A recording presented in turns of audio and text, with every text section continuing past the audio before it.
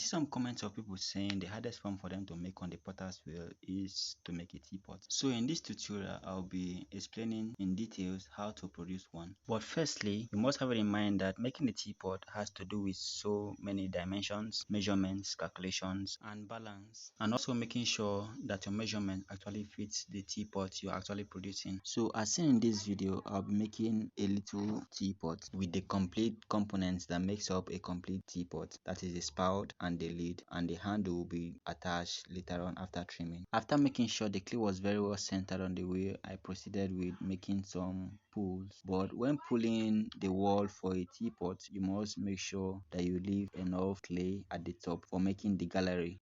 And also you should have in mind that pulling the walls of a teapot, you don't have to make very tall cylinder just like when you're making a vase. You just have to make a very little cylinder, then you start shaping it to the size of teapot you intend to produce. So as seen here, you see that I wasn't okay with the first shape of the teapot, so I now had to budge it the more, that is pushing my inner hand towards the outside while the outside hand supported. So after I was now okay with the shape, proceeded to making the gallery. Apparently it seems to be that making galleries for teapots or for any other wheel thrown piece that will have to get a gallery, something like a gallery. So just keep an eye on what I actually described here in this video with my fingers, the illustrations I did with my fingers. So making a gallery can be done in different ways as it suits you, or as you can do it very perfectly yourself. So as seen previously, for the sake of this tutorial, I used the wooden rib tool,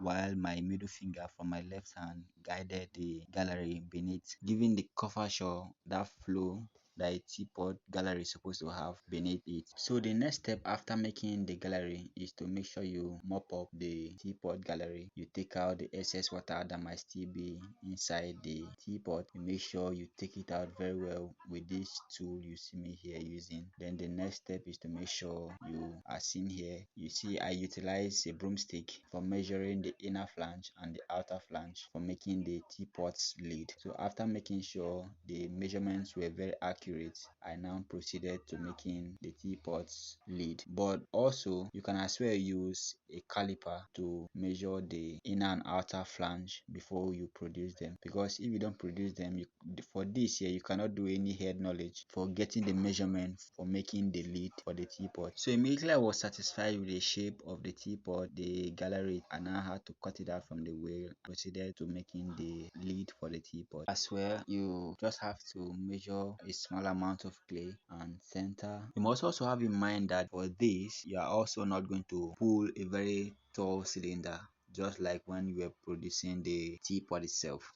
So what you just have to do is just pull the clay up to an extent, then you firmly push it inside, then you continue like that. Once you push, you measure until it falls in alignment with your previously measurement you get. So once you are done with that, you have to use the measurement you took initially and test it if it falls in the measurement you took initially. So if it doesn't fall in, you have to continue the process until it falls in the exact measurement you took.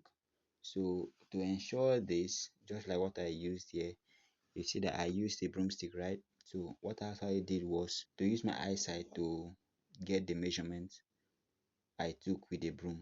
So I finally achieved the measurement. So the measurement finally fell in alignment with the measurement I took. So I had to clean it up with this plastic material. Then I used this foam material to take off the excess water that was inside the lid. As well, I used the wooden rib tool to give it another cut before cutting it out from the wheel. The final component to throw when making a teapot is the spout. So the spouts can sometimes be very snaky. So as seen here, I'm also constantly improving my throwing skills with different pulls. If you look the style of pulling I did here for pulling the spout, it was actually different from the one I used when pulling the teapots and the lid. So here, what you have to do we're making the spout with a smaller clay you mount it on the wheel. That is based as well. That will be based on the size of spout you intend to produce. That is the height of spout you intend to produce. So you have to, once you mount it, you now have to pull a little cylinder upwards. Then you compress it just as seen in this tutorial. So you just have to compress it until you have that size of spout you intend to produce. Once you're satisfied with the shape of the spout, then you can cut it out from the wheel and place on the board where the teapot and the lid are allowed to set before trimming. So here is a display of this. Video was actually just for the sake of this. So here is actually a display of how it turned out. It fits into the teapot that was made mainly for it, and then you see how the lid fit into the teapot itself. So these are the steps for making a teapot. Thank you for watching.